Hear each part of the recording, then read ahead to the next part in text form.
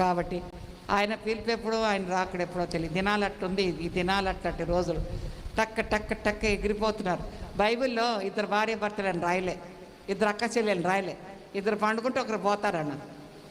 ఇప్పుడు అవే రోజులు వెళ్ళిపోతూనే ఉన్నారు, టక్క టక్ ఇంటింటికి వెళ్ళిపోతున్నారు. కాబట్టి ఏం మోసుకొని పోతున్నారు?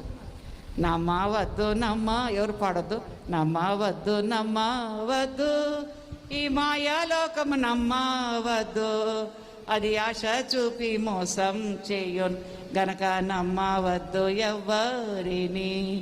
నీ అక్కలేరి చెల్లెలేరి, నీ అన్నాలేరి తమ్మోళ్ళేరి, పోయినారా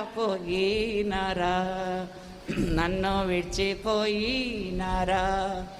ధనము సంపాదించేవారు ఈ ధరణిలోన నిలువబోరు, వారు పాము నొట్టి కప్పావలే సాగిపోదురు సమాధికి. కడుపు నుండి వచ్చేటప్పుడు ఒంటరిగా, మరి పోయేటప్పుడు ఒంటరిగా, వెంటరారు ఎవ్వరును, పోయేదవు సమాధికి. నేను కన్నా తల్లి తండ్రులేరి, నన్ను కన్నవారు లేనే లేరు. పోయినారు, అందరూ పోయినారు, వెనక ముందు పోతున్నారు. ఎక్కడికి పోతున్నారు?